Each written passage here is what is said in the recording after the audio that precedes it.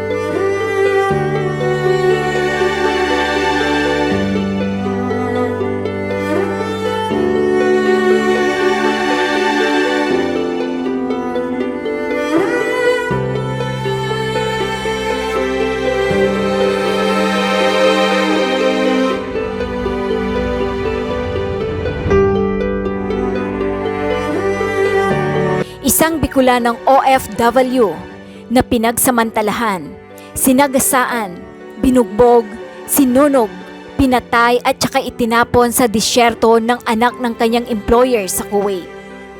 Ganito lumabas sa mga news report ng Kuwait ang sinapit ng overseas Filipino worker na si JULLEBee RANARA.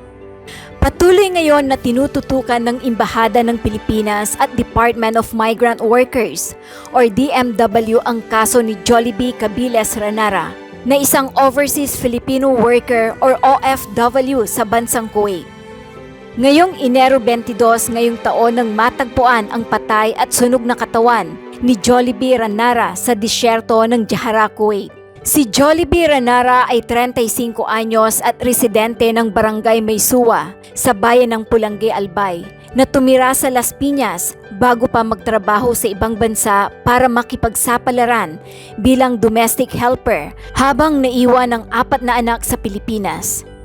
Batay sa autopsiya ng pulis, buntis ang biktimang si JULLEBee RANARA at may mga marka ng pambubugbog bago ito sinunog. Napag-alamang anak ng kanyang amo na 17 anyos ang sospek sa pamamaslang.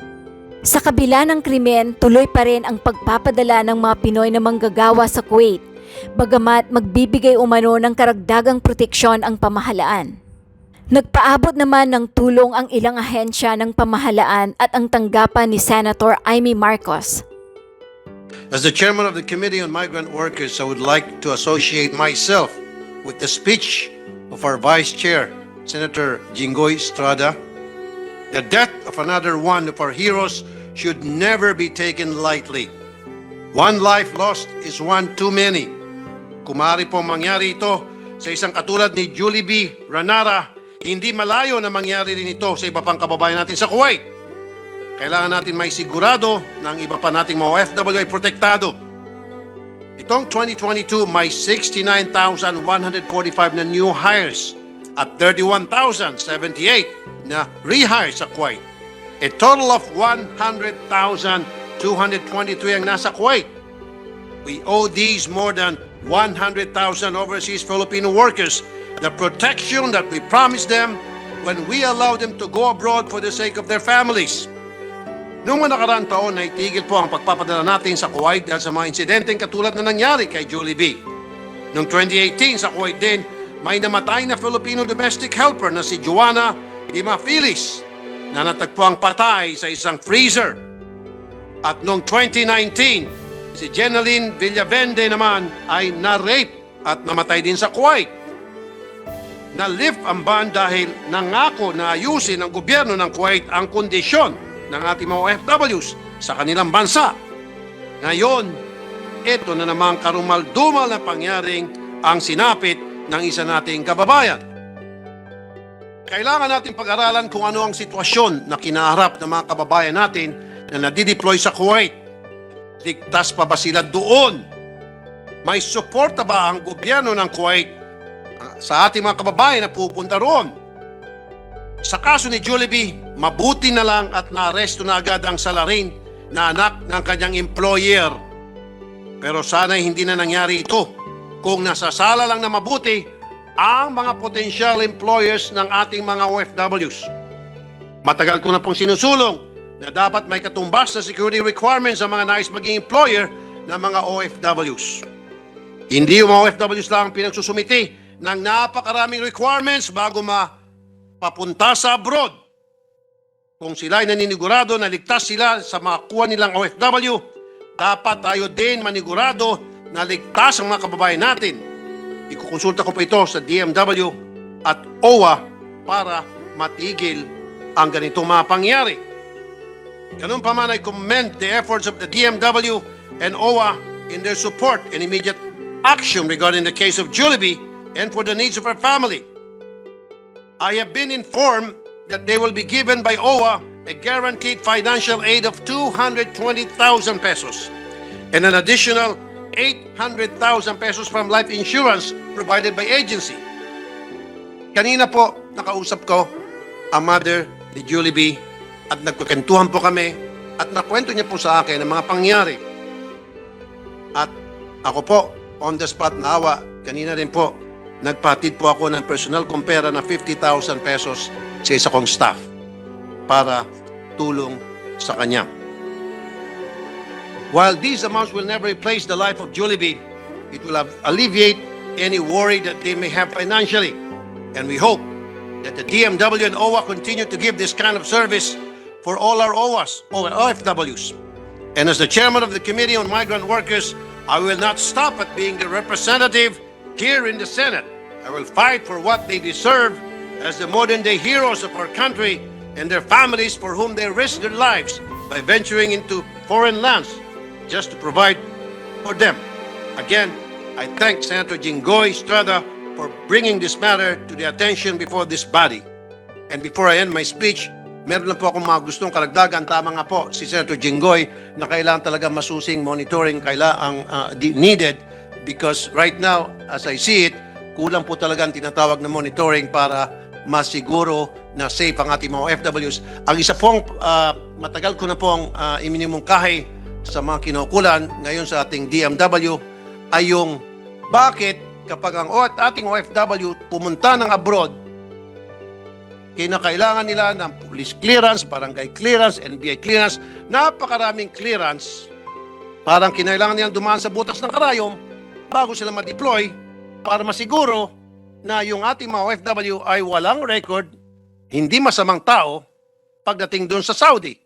Pero bakit ito mga employer, wala man lang silang isinusumiti na kahit na anong record na magpapatunay na sila ay malinis, na ma-okay ang kanilang pagkatao para masiguro na safe ang ating mga OFWs.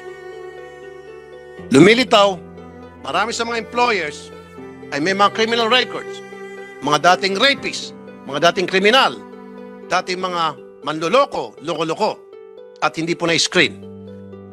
Yan po ang isa sa mga bagay na sinisiguro ko po na matutugunan na ng ating DMW to make sure kung ating mga OFWs ay well screened bago pumunta ng abroad. Dapat din ang mga employers na tatanggap sa kanila, sila din po ay well screened to make sure na maganda kanilang record at hindi mapapahamak ang ating mga OFWs na tatanggap sa kanila roon. Isa pa po, tama po si Senator Jinggoy, ay monitoring. Yan din po ang aking sinasuggest noon pa. Kulang po sa monitoring. Palagay ko po may pagkukulang dito ang ating mga otoridad. I'm very sure, bago maganap ang rape dito kay JULLEBE, meron na pong mga ginagawang hindi magaganda itong kanyang amo. And I'm sure siya po ay nakapagsumbong because hindi naman po agad-agad rapin po ng isang amo doon ang ating OFW right there and then. Meron po tinatawag na pagnanasa. Meron po tinatawag na pag-attempt. And doon pa lamang ang ating OFW for sure, yan po yung nagsumbong sa ating mga kinaukulan, sa agency, sa FRA, Foreign Recruitment Agency, o dili kaya nagsumbong sa Polo. Pero ano ang ginagawang aksyon? Usually, sa akin po karanasan, A, sasabihin po ng mga recruitment agency, magtyaga-tyaga ka lang muna. B, parating ng replacement mo. And then C, tatakbong OFW sa Polo. Pagdating sa Polo, kadalasan, walang sumasagot sa telepono. At kapag meron man, tatamad-tamad. Another thing, Madam President, na na-notice ko nung last hearing namin, consultative meeting, akin pong napansin na ayon po doon sa DMW at sa mga nakausap ko doon sa consultative meeting, 100 OFWs ang ni-recruit ng isang pangkaraniwang agency papuntang abroad. Just imagine, 100 OFWs a month para ang isang recruitment agency ay matatawag na isang agency karapat-dapat na magpadala ng mga workers sa abroad. Just imagine, 100 OFWs kada buwan. Sa isang taon, that is 1,200 OFWs. 1,200 OFW sa isang taon. Now, ang tanong, ilan ang mga tauhan ng mga recruitment agencies dito at yung sumasalod doon sa abroad na FRA? Kadalasan, 2-3. Paano sagutin ang telepono pag tumawag ang 1,200 halimbawa sabay-sabay dahil nagka-problema, tatatlo lamang po ang mga tao na sumasagot sa telepono. Those problems I have already addressed and I have already talked to the DMWs. Even while we speak, yan po ay kanilang pinag-aaralan kung paano maresolba ang ganong klaseng problema. I am not going to ask questions, but all I can say is I support fully ito pong privilege speech ni Senator Jinggoy Estrada, and I will work hand in hand with him and with the DMW para maprotektahan po ang kapakanan ng ating tinatawag na modern day heroes, ang ating mga OFWs. Maraming salamat po. Thank you, Senator Tulfo. Madam President, if I may just add. Senator Estrada. Thank you, Madam President. Kung pwede lang po akong magdagdag ng karagdagang impormasyon tungkol dun kung paano ni-recruit itong si JULLEBE Ranara. Okay. JULLEBE applied with PRA Catalyst International Manpower Services. Ito yung local recruitment agency dito sa atin. as a domestic worker in Kuwait. Her Kuwait recruitment agency was Platinum International Office for recruitment of domestic manpower. And her direct employer was Owayed Johaish Methay Alazmi. JULLEBE completed the processing of her documents on June 28, 2022 and arrived in Kuwait on July 12, 2022, a few weeks after. Okay, ito yung masakit. Based on the case management system, Catalyst, yung kanyang local recruitment agency, has 12 recruitment violation cases with 7 cases still pending before the Education Bureau of the Department of Migrant Workers. But number 3, both Platinum International Office for Recruitment of Domestic Manpower, yung kanilang FRA, and the employer and the direct employer have no record of having been charged with a disciplinary action case. Ang sinasabi ko lang po rito, mahal na Pangulo, ay itong local recruitment agency na nag-recruit kay JULLEBE ay meron pending na 12 kaso before the Adjudication Bureau of the DMW. Dapat ito, dapat ito, kino-close shop na ito, hindi na sinasara na ito at hindi na maaring mag-operate. Dahil hanggat may pending case ka pa, ibig sabihin na marami kang ginagawang violation. If I am correct, Madam President. Tama yan. And I think, to my dear colleague, Senator Tulfo, if this privileged speech of mine will be referred to your committee, I think we have to summon the owner of this local recruitment agency to shed light on how they recruited JULLEBE Ranara. Say. Yeah, if I may go back to what I said earlier, Madam President, dapat talaga meron screening, matinding screening ang gagawin ng ating mga recruitment agency dito, maging doon sa abroad, yung sa foreign recruitment agency, screening doon sa magiging employer ng ating OFW. Kasi again, I repeat, for the end time, bago makapunta ng abroad ang ating OFW, ang worker doon, katakot-takot na screening, magpapakita ng mga kung ano ng dokumento, come up with so many requirements to ensure na malinis siya, wala siyang record, at maging safe ang kanyang employer when she arrives there. On the other hand, walang pinapakita na anumang klaseng dokumento o patunay ang employer na siya ay harmless, na siya ay okay na maging amo. Matter of fact, meron pa akong isang insidente na itong isang amo ng rape ng OFW, nagmalupit at ng rape, umalis yung OFW at hanggang sa makauwi ng Pilipinas, minarapat na hindi na magsampa ng kaso. Ito po ang nakakainit ng ulo at napamura po ako noon nung ako po'y nasa radyo sapagkat after na matanggal yung ating OFW doon, makatakas sa impyerno, nagpadala ang the same recruitment agency ng another OFW sa same employer. And for the second time, nabules siya na naman yung pangalawang OFW. Kaya ako po'y napamura. Kita niyo yan. I hope this is not the same recruitment agency. Hindi naman. Senator Tulfo. Pero I'd like to make it clear, Madam President, na hindi naman lahat ng mga agency ay loko-loko. Pero marami sa kanila. Kaya nga nung last consultative meeting, sinabi ko po na it's about time sarain ang mga FRA at mga recruitment agency dahil marami sa kanila yung mga hausyaw. Marami sa kanila yung walang kakayahan na magpatakbo ng recruitment agency. Marami sa kanila yung mga dami. Wala silang kapital, wala silang pera. Para kung sakaling kailangan ng OFW ng tulong, kailangan makauwi, wala silang pambigay ng pamasahe para makibalik na ating OFW. Kaya natitenga doon sa shelter natin. So, it's about time na sinabi ko po sa DMW sa last consultative meeting namin a few days ago na kailangan sarain itong mga FRA at itong mga recruitment agency. And I'll see to it as the chairman, committee chairman ng migrant workers na maisaayos itong ganitong klaseng problema at mailagay sa tweet.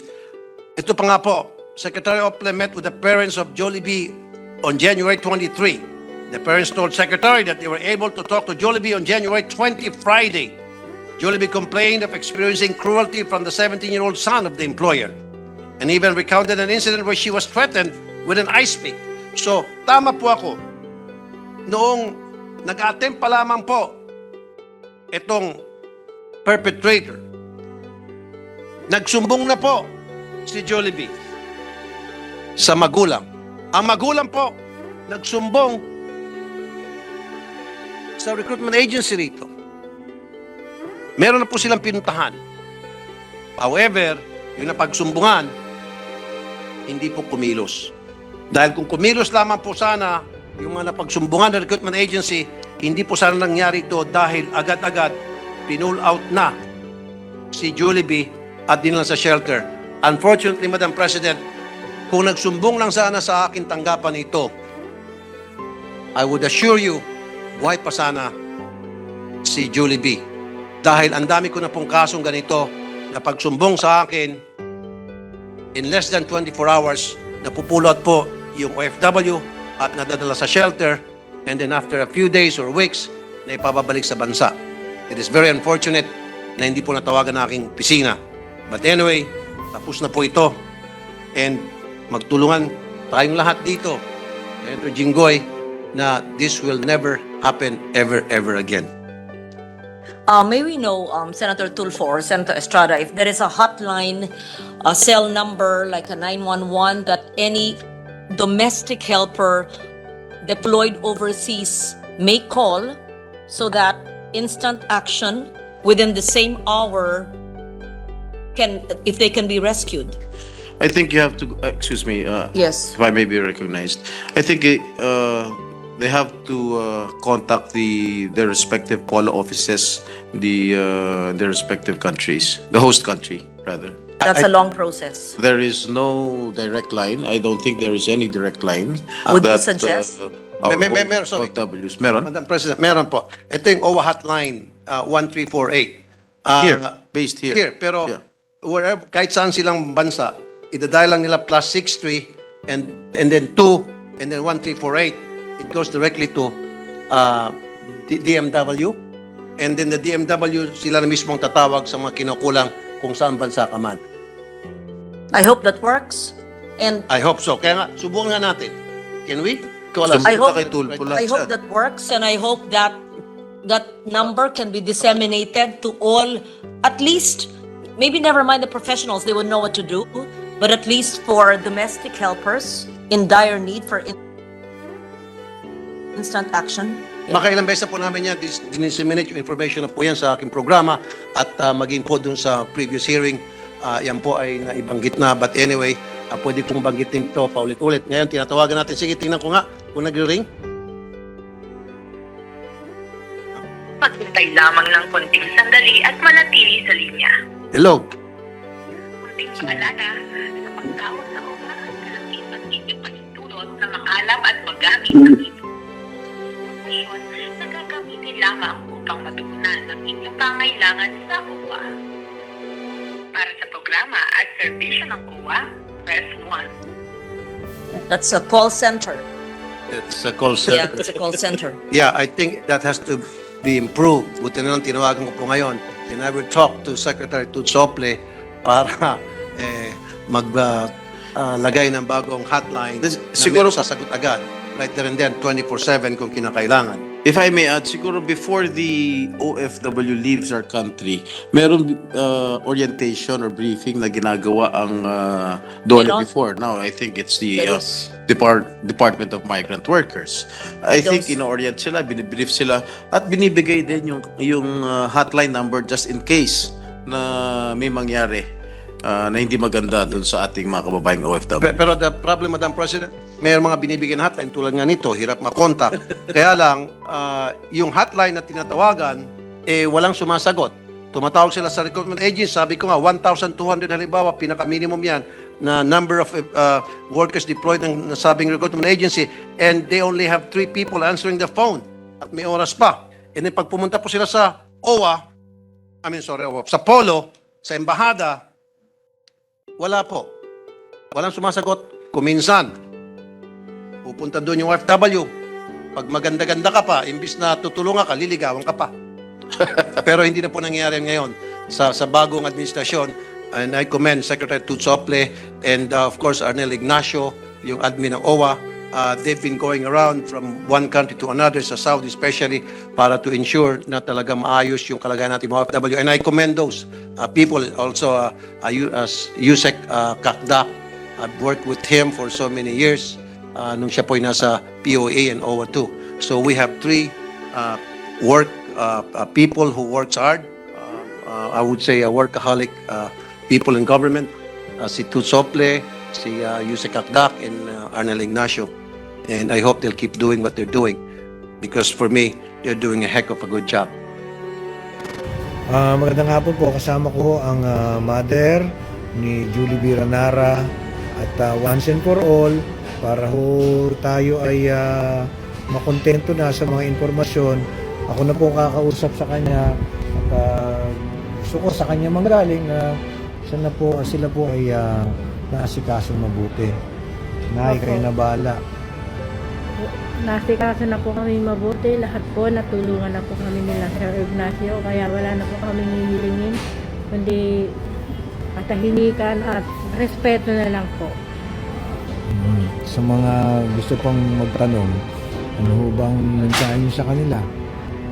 Siguro naman yun nga sinasabi ko, katahimikan na lang po at wala naman na po kaming hinihiling pa kasi lahat na lang po natulong na po sa amin.